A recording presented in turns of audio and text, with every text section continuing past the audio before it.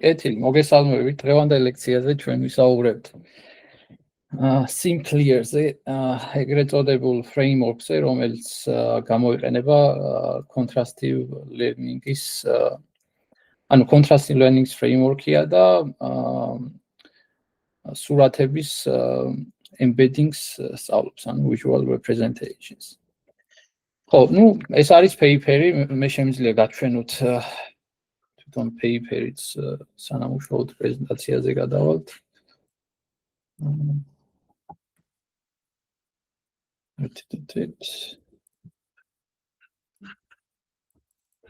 ეს არის paper-ი. ეს დავამუშავე, მე შემიძლია გაგიზიარეთ დამუშავებული ვერსიაც, მაგრამ ჯობია უფრო კარგად გასაგები რომ იყოს პრეზენტაცია ავაწყო. ამ paper-ს თუ უყურებთ რამდენიმე ავტორი ყავს, ხო? ვინმე ხომ არ გეცნობათ ავტორებიდან?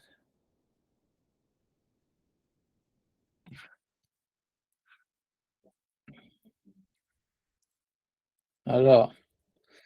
ხო, ერთ-ერთი შეიძლება პირველი სამი ადამიანი არ გეცნოთ, მაგრამ მეოთხე სავარაუდოდ იქიდან გამომდინარე, რომ AI-ზე სწავლობთ, ჯობია იცოდეთ ეს ჯოფრი ჰინტონ, ეს ერთ-ერთი godfather-ია AI-ს, ერთ-ერთი შემქმნელია AI-ს, deep neural ქსელების და სხვადასხვის გონი წინა წელს ნობელის ლაურეატი გახდა.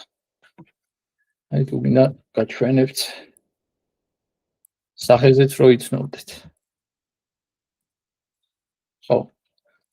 აი ეს ადამიანია ბრიტანელი computer scientist-ი და სხვადასხვის ახლა უკვე გადაუდგა, AI-ს, უნდა თქვა, რომ აღარ მინდა მე AI-ს განვითარებაზე კონტრიბუცია გავაკეთო და დაიწყო, ასე ვთქვათ, იქიდან გამომდინარე, საშიშროებას ხედავს.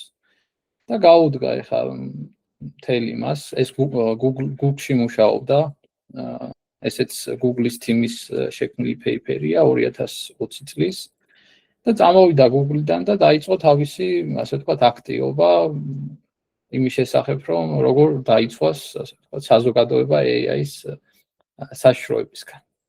ეს ზოგადი ინფორმაციაც რო იცოდეთ. მაგრამ სანამ მათ გადადგავდა ნაბიჯს, თავისთავად ძალიან ბევრი paper-ი დაწერა თავის თანაავტორებთან ერთად. და ერთ-ერთია ეს ჩვენი Simpler, თუ სწორად წარმოთქვა არ ვიცი, მაგრამ ესეთი სახელწოდება აქვს. ხო, მე გურამ ქერეჭაშვილი ვარ, თქვენ მიცნობთ, ვინც არ მიცნობს და ვინც ონლაინ ყურებს. პარიზში ვმუშაობ SLB-ში, ღმასწავლების სამეცნიერო ჯგუფის ლიდი. კეთილი, დავიწყოთ. ზოგადად მანქანური სწავლება, მაგაზე ვმუშაობ ამდენი ხანია, ხო და სხვა და კითხვა არის ასეთი, რომ როგორ ვასწავლოთ მანქანას რაღაცა, ხო? როგორ მივცეთ მივანიჭოთ აზროვნება და სხვა სახის სწავლების მეთოდები არსებობს. ყველაზე პოპულარული ამ შემთხვევაში supervised learning-ია, ხო? რაც გულისხმობს იმას, რომ ჩვენ გვაქვს რაღაცა მონაცემები, input-ი და output-ი, label-ი გვაქვს.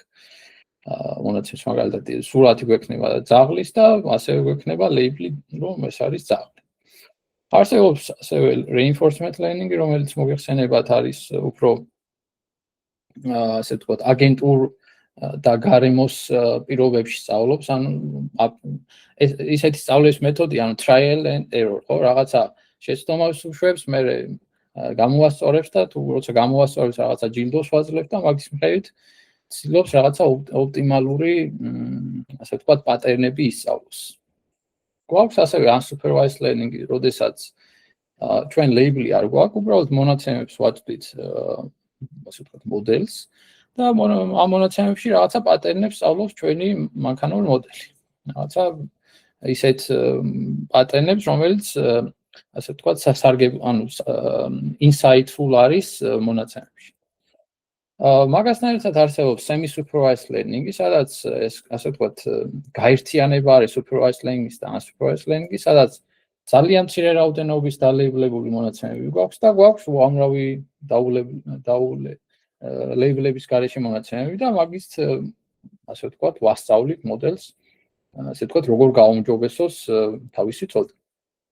და ერთ-ერთი დღეს, რაზეც ფოკუსირებას მოახდენს, ეს არის self-supervised learning. აი, რითი განსხვავდება ახლა სხვა სწავლებებისგან. ამ შემთხვევაში ჩვენ უბრალოდ მონაცემს ვაწვდით მოდელს, ოღონდ ეს მონაცემები თავად რაღაცა label შეიცავენ, ოღონდ ადამიანი მაგ labels არ ანიჭებს. ანუ ეს არის რაღაცა intrinsic, რაღაცა შინაგანი label-ები არსებობს ამ მონაცემებში. და მოდი უფრო კარგად ვნახოთ, რას გულისხმობთ ამით. ზოგადად self-supervised learning რატომ მოიგონეს, ხო? რა იყო, ასე ვთქვათ, мотиваცია? мотиваცია იყო ის, რომ ზოგადად თქვენს მოგეხსენებათ, თქვენს ერთ-ერთ ჰაკათონზე დალეიბლების ის გააკეთეთ, ხო? რა ქვია, software, რომელიც მონაცემებს ალეიბლებს. ანუ ეგ არის bottleneck-ი, ხო, ზოგადად, ანუ challenge-ი დღევანდელობაში და ეგ challenge-ი რო გამოისწორებინათ, ნუ ამათ არ მოიგონეს, მოდი მე ხა labeling იმას შევქმნიო software-ს.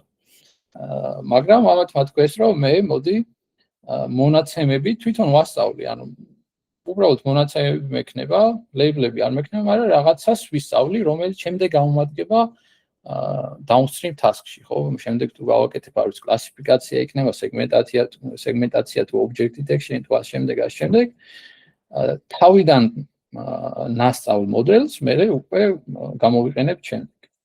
და ეგ არის, ანუ ძირითადი თემატიკა. ნუ ახლა ეს self-supervised learning-ი სხვადასხვა კატეგორიები არის რა. შეიძლება ესე დაიყოს generative მოდელები, ანუ მაგალითად ეს ავტოენკოდერები გაგებული გექნებათ, ხო, რაღაცა restorations რო ვაკეთებთ რაღაცა, ხო, ან noise denoising models თუ ვაკეთებთ ან ასე შემდეგ. არსებობს contrastive კატეგორია, რომელზეც დღეს ფოკუსირებას მოვახდენთ. ეს არის სწავლობს ორ სურათს ერთმანეთთან შედარებით. და ასე ვთქვათ, აი ორ სურათს ვაწვდით და ვეუბნებით მოდელს, რომ ეს ორი სურათი ერთმანეთს გავს თუ არ გავს. და აი მაგით უფრო სწავლობს. ეს იგივეა, რომ აი ბავშვი რო იყოს და ბავშვმა არაფერი რო არ იცოდეს განსხვავება ძაღლს და კატას და ლომს შორის, ანუ საერთოდ ცოდნა რო არ ქონდეს და უბრალოდ რო უთხრათ, რომ აჩვენოთ ძაღლის და კატის სურათი და რო უთხრათ, რომ ეს სურათები ერთმანეთს გავს თუ არ გავს. და ბავშვი მაინც მიხვდება, რომ ეს ერთმანეთს არ გავს, მიუხედავად იმისა, რომ არ იცის ეს ძაღლია თუ კატა არის. პრინციპი ეგ. არსებობს predictive მოდელები, კარგად ნაცნობი, ხო, ჩვენი BERT, ChatGPT, რომელზეც დაფუძნებულია ეს ჩვენი ChatGPT და LLM-ები ზოგადად, next token prediction-ებზე. არსებობს adversarial მეთოდები, სადაც ასე ვთქვათ, რაღაცა ორი მოდელია, ხო, ერთი რომელიც რაღაცა prediction-ს აკეთებს, მეორე აბა იცნობს ეს fake-ია თუ არ არის fake-ი, ხო, ეს GANs მოდელები რასაც ეწოდება და pretext მოდელებიც არის ესეთი მოდელები, როდესაც მაგალითად არ ვიცი გაგებული გაქვთ თუ არა jigsaw puzzle, რაღაცა puzzle ხო აგიწყიათ და აქაც ესეთი სწავლის მეთოდით აკეთებენ, რომ აი puzzle-ს თუ აწყობს მანქანა მოდელი. და მაგით ასე ვთქვათ რაღაცა embedding-ები სწავლობ. კეთილი. დღეს ასე ვთქვათ ფოკუსირებას მოვახდენთ contrastive learning-ზე. ხო, ნუ როგორც გითხარით, რას ნიშნავს ეს contrastive learning-ი? გვაქვს რაღაცა ძაღლის სურათი, ორი augmentation შეიძლება გავუკეთოთ ამ სურათს, ხო? რაღაცა მეორე შეიძლება noise დავუმატოთ, პირველს რაღაცა color palette შევუცვალოთ და ნუ იდეურად ისე უნდა ვასწავლოთ მოდელს, რომ ამის ამ სურათების embedding space-ში ლოკაცია უნდა იყოს ახლოს. ხოლო მაგალითად კატის embedding space-ში ლოკაცია უნდა იყოს შორს. ნუ პრინციპი ეგ არის, მე უფრო უშუალოდ paper-ზე რო გადავალთ, უფრო კარგად მივხვდებით. ხო. და ნუ ერთ-ერთი ასე ვთქვათ ცნობილი paper-ი ეს Simply-ია, რომელიც ასე ვთქვათ Google-ის მკვლევარებმა მოიფიქრეს. ახლა გადავიდეთ უშუალოდ paper-ზე.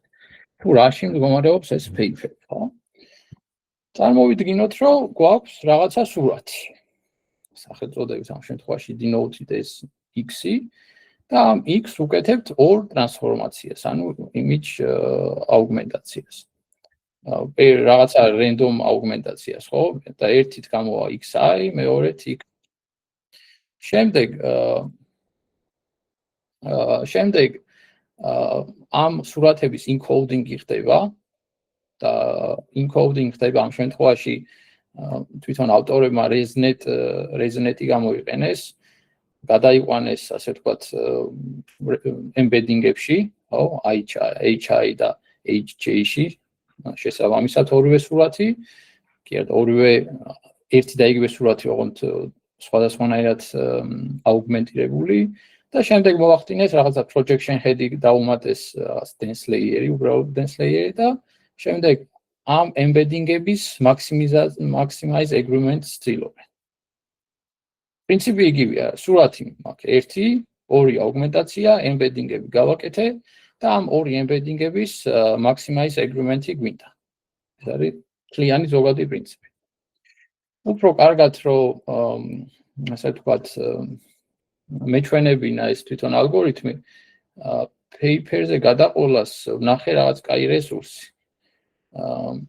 ინტერაქციული ის არის, რა ქვია, ვებსაიტია და ნოტი ერთად გავუყვეთ ამ ალგორითმს step by step.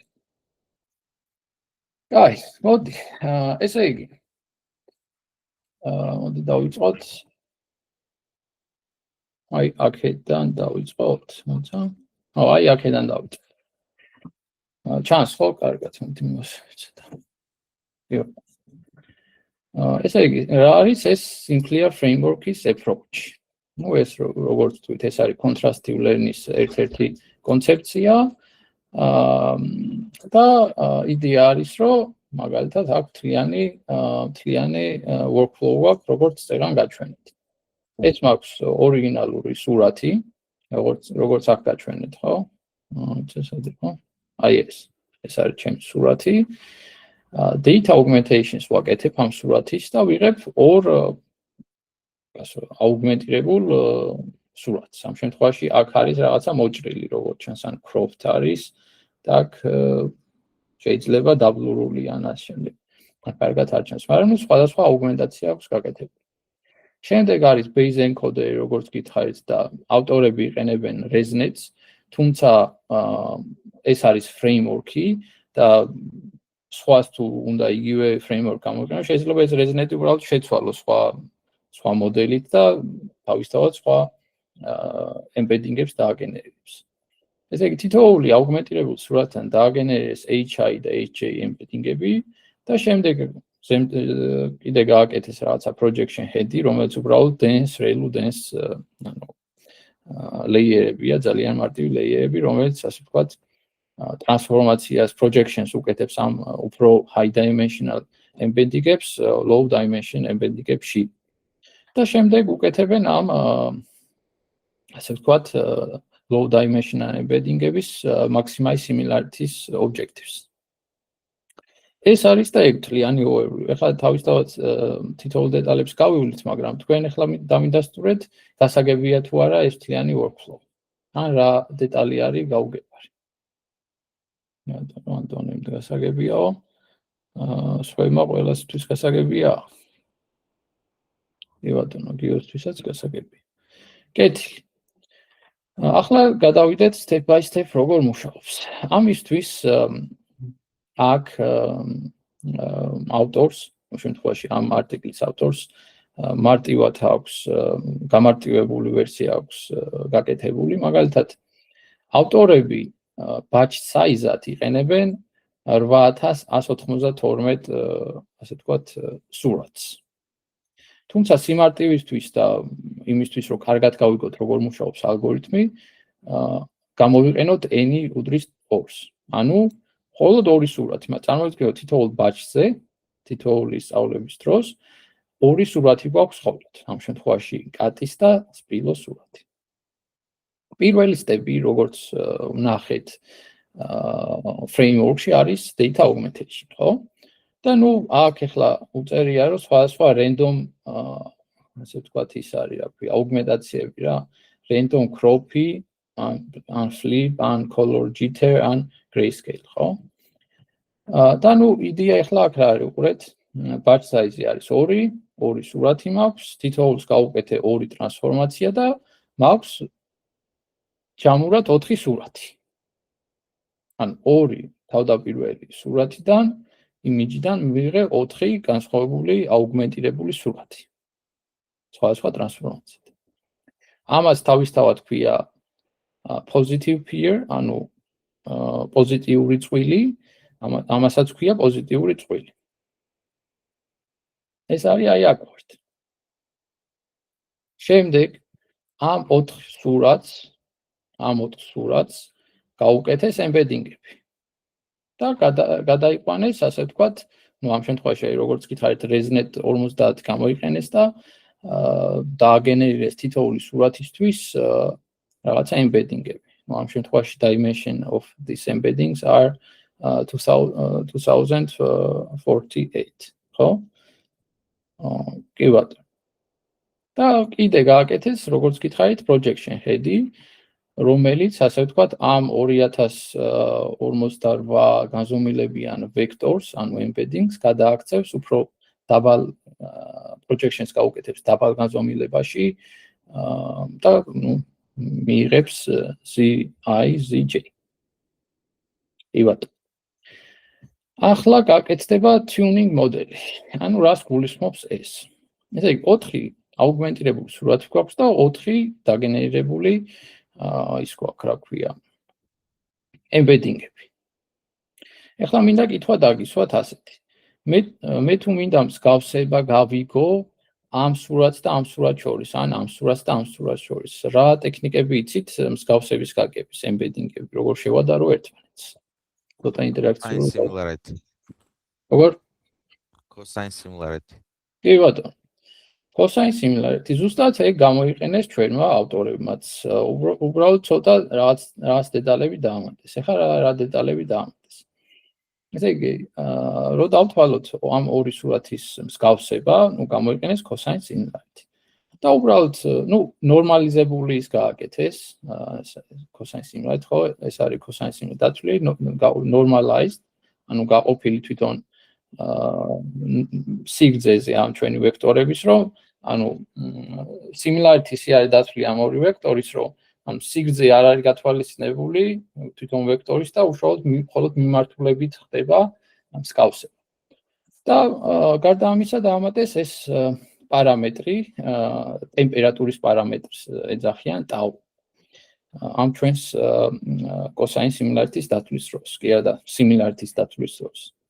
ხო, ну, როგორც მოგახსენებათ, კოსინუსის, ასე ვთქვათ, range-ი -1-დან 1-მდეა, ხო? და ну, tau-ს რო დაამატეს აქ tau, თავისთავად ეს range-ი შეიცვლება უფრო სხვა იმაში დამოკიდებულია tau-ს მნიშვნელობაზე. ხო. всё, ეგ არის. ესე იგი დათვალეს კოსინუსის similarity ამ აუგმენტირებული სურათების და მიიღეს ასეთი მატრიცა, ხო? ეხლა თქვენ რომ მითხრათ ეს წვანე და ეს წვანე რითი განსხვავდება თქვენი აზრით ერთმანეთისგან, რატო ეს უფრო წვანე ეს უფრო ღია? იმის მნიშვნელობა უფრო მეტია. ხო, ამის მნიშვნელობა უფრო მეტია თავისთავად, ხო ეს ზუსტად ერთ და იგივე სურათებია თავისთავად აქ. ასე ვთქვათ, მაქსიმალური ის არის, ხო? მსგავსება აქ თავისთავად უფრო ნაკლები, ეს აუგმენტირებული სურათია, აქ შედარებით ნაკლები. ახლა აი წარმოვიდგინოთ ასეთ სურათს, სანამ სხვა დეტალზე გადავალთ, აი თქვენ მინდა რომ თქვენ რას სწავლთ მაგალითად, ხო?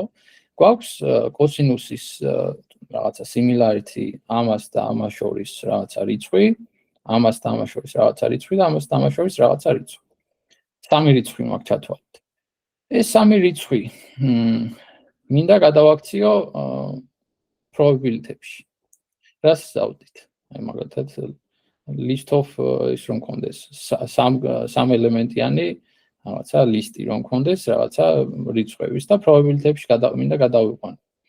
აი რას გამოიყენებთ? Softmax. Softmax გამოიყენებთ. აგერ ანტონის დაუწერია ეს ფერი. ან შეიძლება გარჩეული აქვს. ხო, softmax გამოვიყენებთ, რატო რომ გადავაქციოთ ეს ჩვენი რიცხვები რაღაცა probability-ში. და ზუსტად ეს გააკეთეს. ნუ ცოტა განსხვავება ის არის, რომ ამათ გამოიყენეს, ნუ loss ფუნქციას იყენებენ შემდეგ loss ფუნქციას, ასე ქვია. NT(x_ent) loss, ან normalized temperature scaled cross entropy loss. ნუ რას ნიშნავს ეგ? პირველ რიგში softmax-ი რომ გავიგოთ, ხო? ასე ვთქვათ, similarity of პირველი augmented სურათის და მეორე augmented სურათის, ასე ვთქვათ, გაყოფილი, ნუ i similarity იგივესი დამატებული სხვა წყვილების, ხო? და ამით მივიღებთ რაღაცა probabilities, რომელიც იცვლება 0-დან 1-მდე ამ წყვილისთვის. ანუ რეალურად მე მინდა დავთვალო რა იქნება probability, რომ ეს augmented სურათი ამის მსგავსია და მისი მნიშვნელობა იცვლებოდეს 0-დან 1-მდე, ხო? და ამ შემთხვევაში აი ამ ფორმულის softmax-ით მიიღებენ ეს სიტყვაზე არის 0.9 სიტყვაზე, ხო? ამ შემთხვევაში ეს იქნება 0.8 სიტყვაზე და ზუსტად ამისი ის გვინდა, რა ქვია, ამ მნიშვნელობის მაქსიმიზაცია გვინდა და ნუ loss ფუნქციაში რო გადავიყვანთ, გამოდის cross entropy-ში რო გადავიყვანთ, გამოდის ესე, ხო? მინუს ლოგარითმი და ეს ჩვენი softmax. ხო? ანუ რაც უფრო მეტი იქნება probability, ეს რა იქნება მინუს log. უფრო მეტი იქნება თუ უფრო ნაკლები.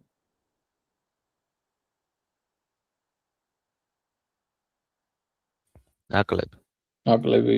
კი ბატონო, და ამის მინიმიზაცია შეიძლება ჩვენი ასე ვთქვათ ალგორითმი.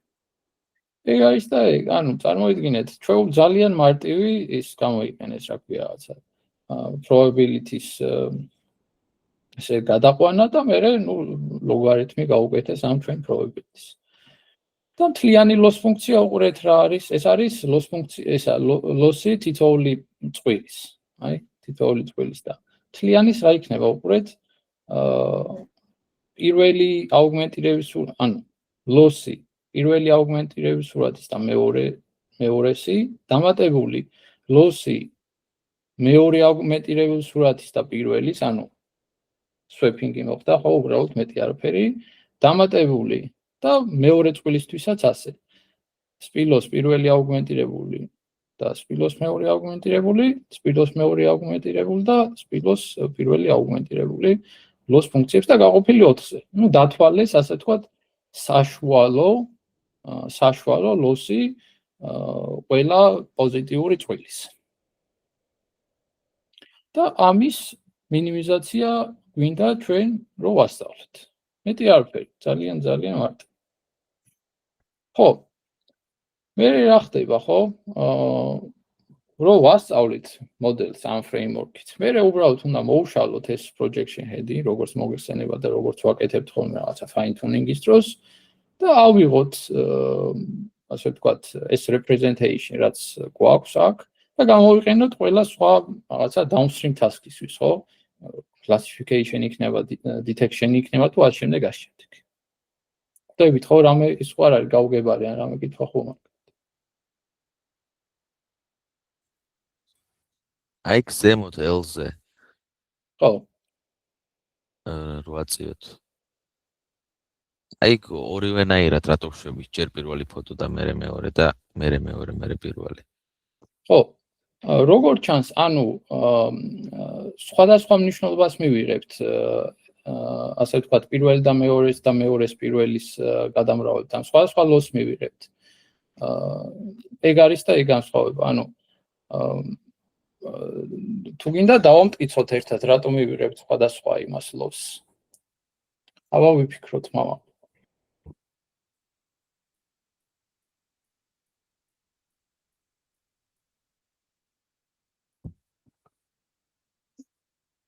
ანუ ამ loss ფუნქციისთვის cosinus similarity ხო არის დათვლილი?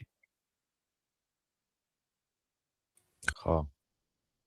cosinus similarity არის დათვლილი, აი აქ. მარა საქმე რაში არის?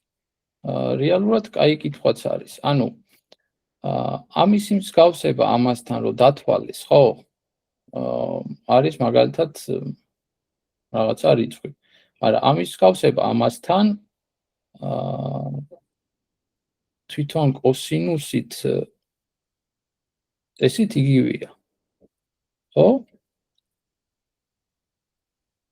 ესეთ იგივეა ამას. ესეთ იგივე განსხვავებული არგუმენტაციები რო აქვს მაგის ბრალი ვარ შეიძლება იყოს. არა, განსხვავებული არგუმენტაცია აქვს, ანუ ეს ორი უკვე არგუმენტირებული სურათი არის, ხო?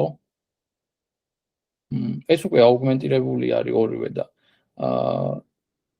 ეს რომ ამის კოსინუს სიმილარით დავთვალოთ და მე ეს რომ ამაზე გადავამრავლოთ, წესით იგივე უნდა იყოს, თუ რაღაც არ გვეშლება. ხო და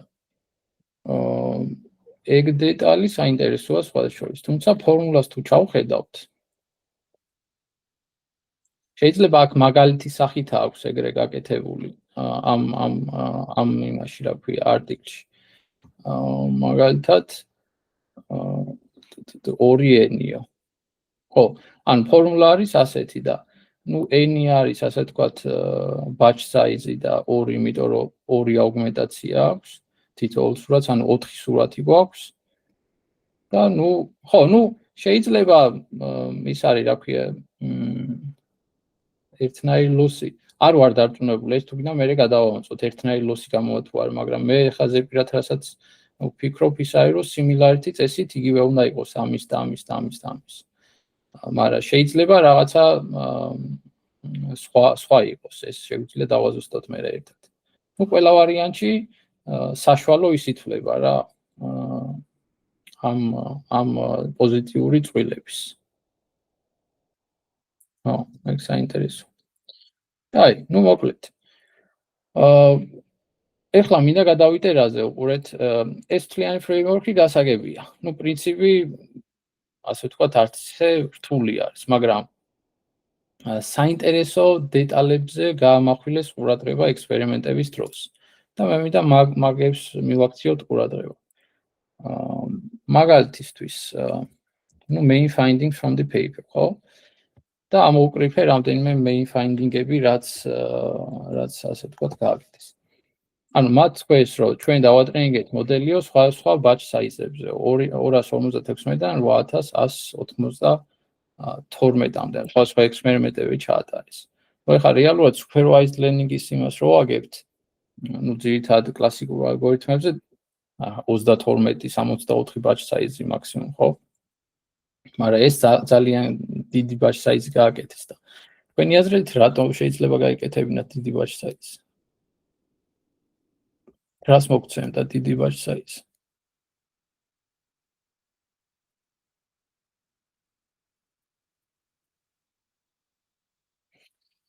მე ვფიქრობ, რომ ანუ მაგალითად batch size-ზე ხო დათვალეს პოზიტიური წყვილები და არის ნეგატიური წყვილები დათვალეს, ხო? და batch size-ი რაც უფრო დიდი იქნებოდა, ნეგატიური წყვილების რაოდენობაც დიდი იქნებოდა. როგორც ჩანს, ასე ვთქვათ, ალგორითმა კარგად რომ ისწავლოს განსხვავება პოზიტიურს და ნეგატივს შორის, ანუ ბევრი ის და გააკეთეს, აქვია, ნეგატიური წყვილის ვარიანტი. ანუ batch size-აც უფრო იზრდებოდა, მით იზრდებოდა negative peer-ის ნიშნობაც, რომ უკეთესად ესწავლა, ასე ვთქვათ, მსგავსება და განსხვავება. ესეც ეგ გამოვიდათ ექსპერიმენტში. და თქვენს რომ დიდი batch size რახან გამოიყენეს, ესეთი Larsis optimizer-ი არსებობს, რომელიც ეხლა ხო არსებობს global learning rate, მაგრამ ამ შემთხვევაში ეს Larsis optimizer-ი learning rate-ი, ასე ვთქვათ, იცვლება layer-ების მიხედვით და დამოკიდებულია იმაზე, თუ რამდენად ასე ვთქვათ, weight-ების მაგნიტუდაზე და გრადიენტებზეა დამოკიდებული და მაგის მიხედვით იცვლება, ასე ვთქვათ, learning rate-ის ნიშნობა სხვა layer-ში და ის საშუალებას აძლევს, რომ convergence-ი ამ loss-ის მარტივად მოხდეს. ხო, ანუ ამებზე ახლა რატო ამოხვილა ყურადღებას? ეხლა ეს დეტალი რო გამოვაკლოთ, შეიძლება იგივე შედეგი ვერ მივიღოთ. და ზუსტად ბევრი ისეთი ვარიანტი იქნება, ეხლა ბევრი დეტალია ისეთი ამ ექსპერიმენტებში, რაც ყურადღება მისაქცევია, ხო? ნუ პირველი რაც მივხვდით, რომ ანუ დიდი batch size-ი უნდა იყოს, რაც შეიძლება მე ოლიმპიადაზეც გაგახსენდეთ, რომ მე batch size-ი მაგალითად ასეთი სტილის frameworks-ზე თუ დავატრენინგებ, დიდი უნდა მქონდეს და რაღაცა Lars-ის optimizer-იც მჭირდება. ხო, data augmentation-ს რაც შეეხება, ხო, მათ ხო თქვეს, რომ რაღაცა რენდომად ავიღეთო. მაგრამ თან ექსპერიმენტები ჩაატარეს, რა სახის data augmentation უფრო ასე ვთქვათ, ოპტიმალური არის. ამ შემთხვევაში PayPay-დან ჩანს, რომ ეს არის გააკეთეს crop-ი და resize-ი, ხო? მაგალითად 224 და 224 თუ იყო, რაღაცა crop-ი გააკეთეს აქ და მე resizing გაუკეთეს ისევ თავის იმაზე ვქვი, ზომაზე. ესეც იგივე, ოღონდ თან flip-ი არის გაკეთებული, ჰორიზონტალური, ეს color distortion-ი არის, ეს color distortion-ი ოღონდ jitter-ი, ეს rotation-ი, ეს cut-out-ი, ანუ ეს ამოჭრეს რაღაცა მასკი აქედან.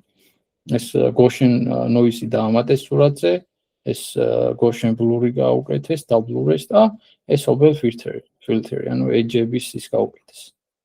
ანუ სხვა რამდენის გაუკეთებიათ 1 2 3 4 5 6 7 8 9 სხვადასხვა data augmentation-ის ის გაუკეთებიათ, რა ქვია, მეთოდები და მე შეადარეს როგორ იცვლებოდა ამ data augmentation-ის augmentation-ების შედეგებს. და აქ ეს ასე ვთქვათ heatmap-ი მაგას აჩვენებს. ეს heatmap-ი არის, რომ ეს არის პირველი ტრანსფორმაცია, ხო, სურათის, ეს არის მეორე ტრანსფორმაცია.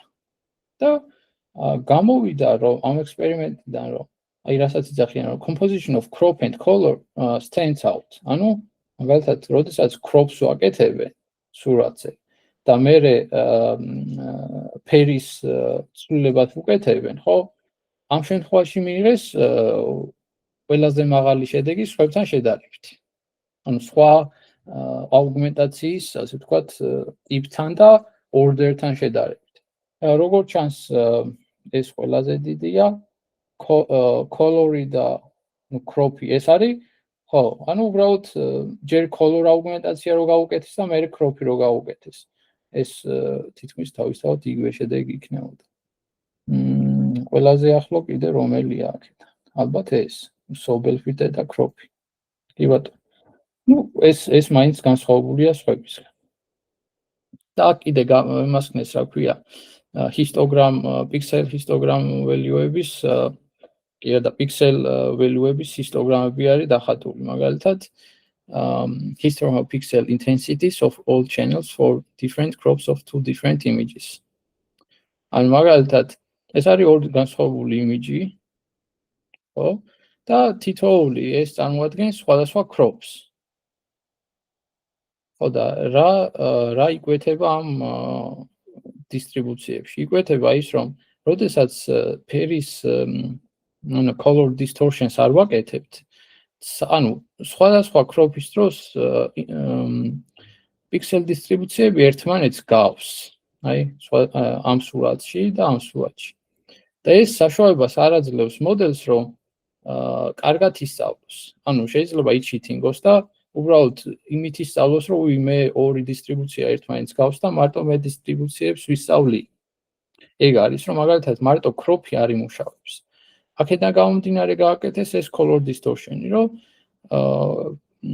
ამ crop-ებს დამატებით გაუკეთეს პიქსელების ცვლილება distortion-ი, რომ დისტრიბუციები შეეცვალა სურათზე, რაც ასე ვთქვათ მოდელს საშუალებას მისცემდა, რომ დისტრიბუციები კი არ ისწავლოს, არამედ ისწავლოს ის ფიჩერები, რაც საჭიროა, რაც მნიშვნელოვანი იმისთვის, რომ მაგალითად, რა ვიცი, პატის თუ ძაღლის თუ იმის პატერნი აღმოაჩინოს.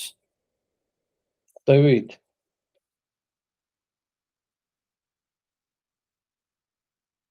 კი ბატონო. ხო, ეხლა უყურეთ კიდე. Unsupervised contrastive learning benefits more from bigger models. ხო, კიდე რა თქვეს, რომ მე რაც უფრო ძლიერ მოდელს გამოვიყენებ, რაც უფრო ღრმა და wide models, უფრო კარგ შედეგს მომცემსო. ამ შემთხვევაში აი ResNet-ის სხვადასხვა ზომის მოდელებიც ადეს encoding-ის დროს და როგორც გამოჩნდა, ასე ვთქვათ, ყველაზე დიდი მოდელი უფრო კარგ შედეგს აღწევს. ხო. ეს იმას ნიშნავს, რომ ამ framework-ზე სხვა, ასე ვთქვათ, მოდელის, სხვა არქიტექტურის უფრო დიდი მოდელი რო გამოვიყენოთ, სავარაუდოდ, უფრო კარგ შედეგსაც მოგცემს. ეს თავისთავად გატესტილი არის 2020-ში და მაგის შემდეგაც სავარაუდოდ ეცდებოდნენ სხვა მოდელის, ასე ვთქვათ, გამოყენებასაც encoding და ასე ვთქვათ, დარწმუნებული ვარ სხვა შედეგი იქნება. სალამი. გაუმარჯოს. ხო, კიდე რას გვეუბნებიან. Contrastive learning needs stronger data color augmentation than supervised learning. Supervised learning-ით როცა ვატრენინგებთ მოდელებს, იქაც ხო ვაკეთებთ რაღაცა data augmentation-ებს, ხო? რაღაცა color-ის ცვლილება იქნება თუ cropping-ი თუ შემდეგ ამ შემდეგ. და ამ შემთხვევაში ყურადღება გამახვილებული აქვს ამ color ინტენსივობაზე. მოდელი რო დაატრენინგეს ResNet supervised მეთოდით, აი supervised.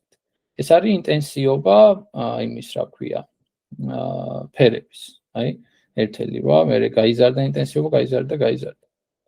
Supervised სწავლების დროს, რაც უფრო ზდიდენ ინტენსივობას, როგორც ჩანს, ასე ვთქვათ, accuracy, აი 77 იყო, მე 76 გახდა, მე 76 და 5, 75 და 7 და ასე შემდეგ. ანუ კლებულობდა. ხოლო ამათ როგორც დაატრენინგეს ამ unsupervised way-ით, ხო? ამ შემთხვევაში რაც უფრო ზდიდენ ინტენსივობას, მით იზრდებოდა accuracy-ც.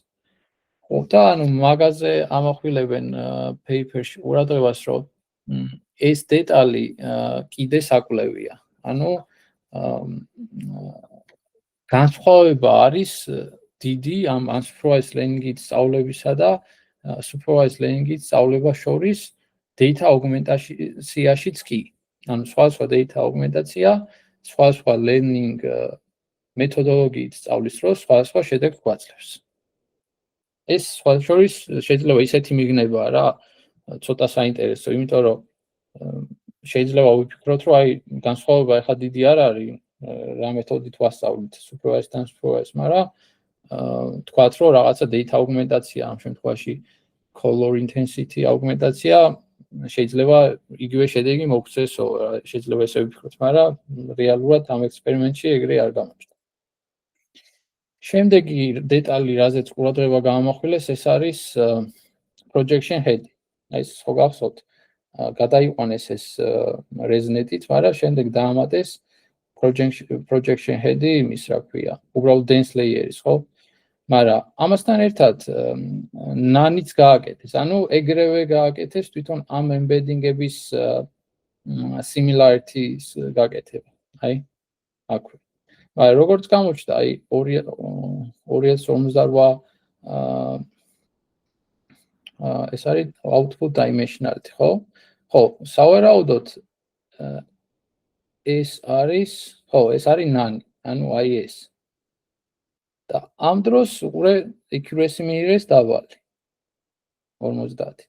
რაც იმას ნიშნავს, რომ ჭირდებოდათ კიდე რაღაცა ის რა, projection-ი ამ dimensional-დან სხვა dimensional-ში, რომ უკეთეს სწავლა მოდელს. ამ NaN-ის გარდა, ესე იგი გააკეთეს კიდე linear projection-იც, უბრალოდ ReLU-s გარეშე და როგორც ჩანს, ReLU-თი და იმით რა ქვია, non-linear-ით სხვადასხვა dimensional-ზე ყველგან ფაქტობრივად უკეთეს შედეგს აჩვენებდა non-linear projection. ეგ იყო ახლა ექსპერიმენტის შედეგი აქ როგორც ჩანს. ერთი კიდე დამატებითი ფაქტორი, რაზეც ექსპერიმენტები გააკეთეს, ეს არის, რომ ამ loss ფუნქციაში, რაც აღარ გამოვიყენეთ, საჭიროა n და t, ანუ ნორმალიზება და ეს ნორმალიზება და tau. აი ეს temperature.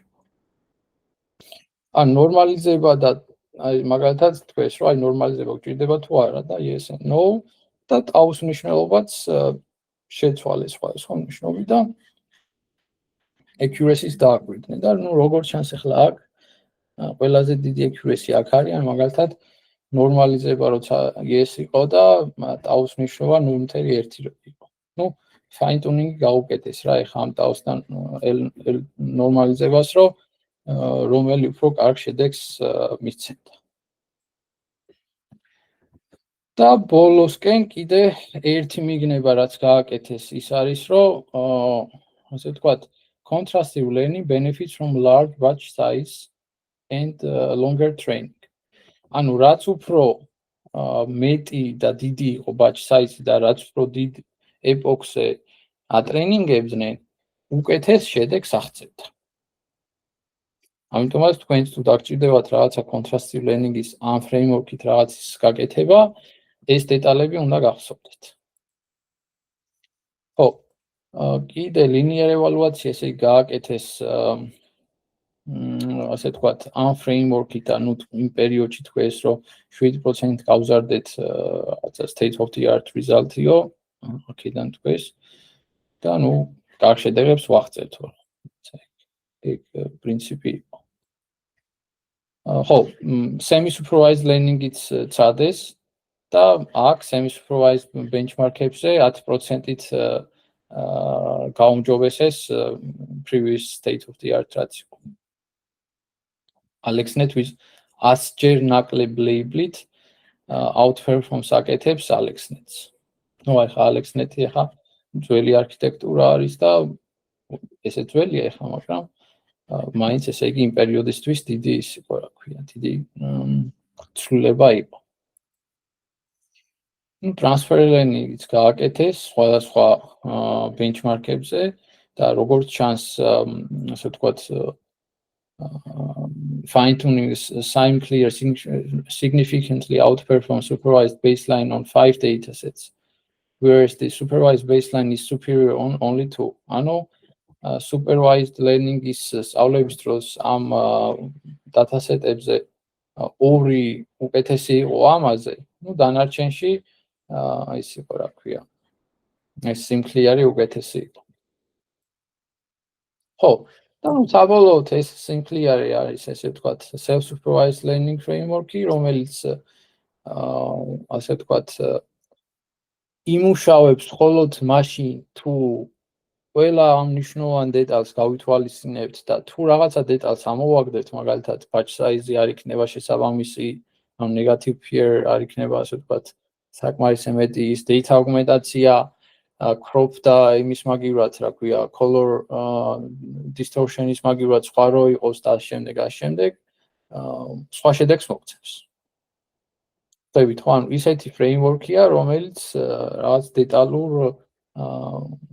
დეტალურ რაღაცა კონფიგურაციებს მოითხოვს. ეგ არის და ეგ იყო რაც მინდოდა დღეს მე თქვენთვის მეთქვა. მადლობას მოგახსენებთ დასწრებისთვის და მოსმენისთვის. თუ რამე კითხვა გაქვთ განვიხილოთ. თუ არა და შემიძლია დავალება მოგცეთ. დავალება მინდოდა მეთქვა თქვენს რომ სხვა contrastive learning-ის framework-ები ნახეთ რა არის და შეადარეთ ამ papers, ამ frameworks და ნახეთ რა არის განსხვავება, მთავარი განსხვავება. ასე თქვით, რამე კითხვა ხომ არ აქვს? ყველაფერი ნათელია?